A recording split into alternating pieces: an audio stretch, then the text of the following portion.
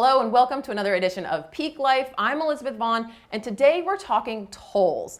And to help us understand what the tolls are for here in Chesapeake, I've got the Director of the Public Works Department, Earl Sorey. Earl, thanks for being here. Thanks for having me.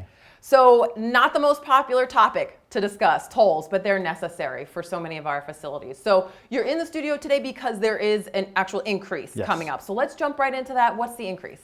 Yes, so in May, we're going to see an increase on the Chesapeake Expressway, and the weekday rate will go up by $1 as well as the weekend rate will go up by $1. And the very popular discount program for our frequent commuters will be going up by 25 cents.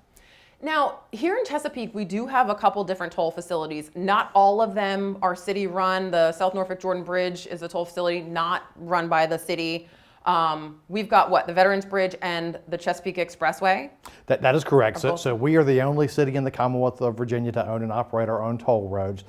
And what's unique about that is in doing that, that allows us to set the rates at the lowest possible rate, for our citizens and our commuters, because there's not a private partner. This is wholly owned and operated by the city. Now, those two facilities are quite different. They've got different users. They're in somewhat different locations of the city. Help me understand a little bit about why, one toll is set at a certain rate and then the other one is at a different one. Yeah, certainly. So really the biggest difference is one is a commuter facility, meaning Dominion Boulevard and the Veterans Bridge. The other was really built to accommodate the heavy influx of seasonal traffic that we get going to the Outer Banks of North Carolina, and that's the Chesapeake Expressway. And so, the pricing is set based on demand. So, much like you see the housing industry in the Outer Banks have seasonal pricing for the peak season demand, we do something very similar on the Chesapeake Expressway with the toll rates. Okay. Let's go way back to the beginning. So like you said, it is very unique for a local municipality to be in charge of toll facilities. So let's go back to the beginning. Where did that need come from? Like, why did we start in with tolling at all? So the city of Chesapeake actually had tolling authority built into the city charter when we incorporated in 1963. Wow. And we weren't in the toll business at that time, but we did have a private toll facility in operation in the Jordan Bridge. In 1976, that was handed over to the city of Chesapeake, and then we became operators and owners and got into the toll business as a result of that. Then when we opened the Chesapeake Expressway in May of 2001, we continued that tradition, and quite honestly, that was a very successful project. The actual toll revenues and the toll volumes far exceeded expectations, and that really led to the tolling program for the Dominion Boulevard, because without that, we simply wouldn't have been able to build that project. That was a $400 million project, so without tolls, it just simply would not have happened. I think it's very easy for all of us to forget what the roads were like before these facilities were built. So if you've lived here in Chesapeake for a long time, you might remember that 2-lane roadway down to the Outer Banks. Then in the summer, you weren't going anywhere. Local traffic was shut down. And then there was the steel bridge. You were always getting stuck at the steel bridge. It was dangerous. So had we not implemented tolls, would either of those projects have been able to be done when they were done? Definitely not. So it was really never a choice of a new road tolled or non-tolled. It was either a toll road or no road. So where do these tolls go? That the $1 million question. Sure. Where does the money go? So every penny collected goes to retiring the debt for the projects, as well as the ongoing operation and maintenance of the facilities. So we simply cannot use it for other capital needs. We can't use it for other operating needs outside of our toll system. It's always helped me to kind of understand tolling, comparing it to my mortgage. Like I have to pay X amount of money because I could not have afforded that house originally if I had to pay everything up front.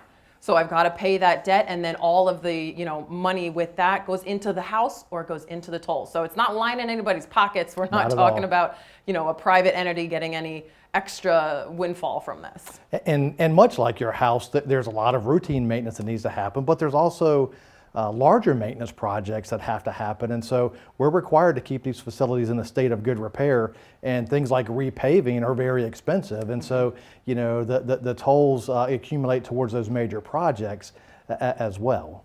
So talk to me a little bit about the process. Like, who decides what the toll cost is going to be? How do they determine what people are going to pay and what people won't? So how does that whole process go? So in 2012, City Council adopted a long-term rate schedule for both the Chesapeake Expressway and the Veterans Bridge.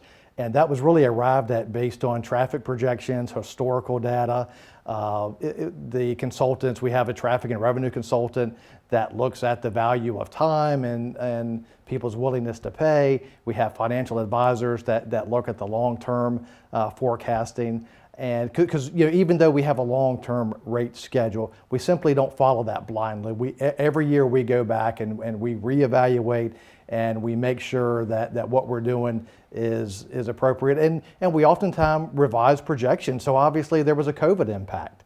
And with that, we saw significant reductions, particularly early on when we were trying to figure all of this out, and people simply were not traveling. So that had a tremendous impact on our revenue stream as well. Now, since then, we've seen traffic come back very strong, and particularly on the Chesapeake Expressway, those folks that may not be flying because they don't want to put themselves in jeopardy, they're driving and they're taking trips closer to home. So we're seeing those volumes come back. Dominion is still running a little bit behind, and because that's the commuter route, and there's less people commuting now, and there's still some facilities closed. So, but we're starting to see that come back stronger, and post-pandemic, we certainly expect that our traffic and revenue numbers are going to be right back where the projections said they would be.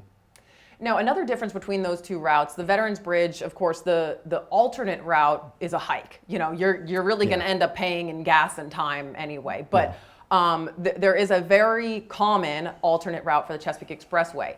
How do you guys determine, when that level of people going around reaches a point where it's an issue for the toll road? Like, how do you manage that, keeping just enough people on the toll road to match the price of the toll? If that makes sense. Sure, and some of that is self-correcting. So, when there's more people using Battlefield Boulevard, then your time savings is greater on the Chesapeake Expressway.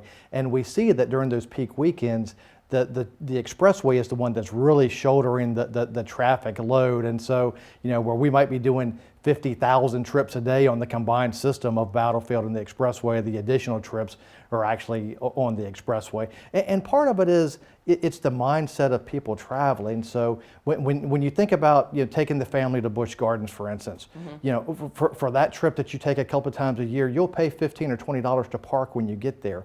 You wouldn't do that on a daily basis, though. Sure. When you think about somebody coming from points north, going to the Outer Banks, and they're paying thousands of dollars, for their week's vacation, the toll to get them there faster is part of the journey. A question that I think we hear a lot pertaining to the Veterans Bridge is, why isn't there a commuter discount as there is on the expressway? Can you explain that? Yeah, so there's not a commuter discount per se, but the cheapest way to travel on the Veterans Bridge is by having an Easy Pass. And so without the Easy Pass, there is a premium that's charged to your account. And that doesn't necessarily mean more money for the city. That just simply means it pays our recovery costs to do a research and bill you and collect and those sorts of things.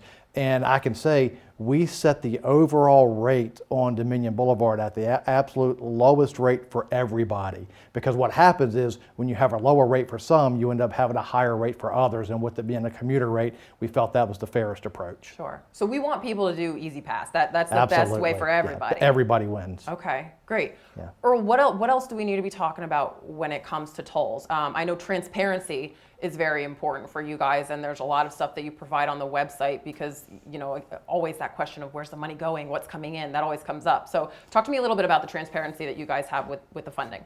So a couple of things. We have monthly disclosure reports for what we refer to as the Chesapeake Transportation System. So anybody searching our website, if they do a search on Chesapeake Transportation System, they'll find a wealth of information on that. Of course, that's comprised of the Chesapeake Expressway and the Veterans Bridge. And it's just our monthly information. It's our traffic information, our revenue, our debt, all of that is online for everyone to see. The other thing that we have in place is we have a Transportation Toll Facility Advisory Committee. So that's a City Council appointed committee. They're charged with working with staff to help set toll rates. They host public hearings. They provide feedback to City Council. So for the upcoming toll increase, our traffic and revenue consultants, they presented to our Transportation Toll Facility Advisory Committee. We got their feedback. They actually made a recommendation to City Council to continue with the current rate schedule, and they play a vital role in helping us set this and providing that feedback loop to City Council from the citizens. Yeah, I think that feedback piece of it is really important to know that there is an advisory committee that you can go to, you can express your concerns to, Sure. And you can certainly go on the Public Works website, which I believe is cityofchesapeake.net/publicworks, and find all of the Chesapeake Transportation System information there.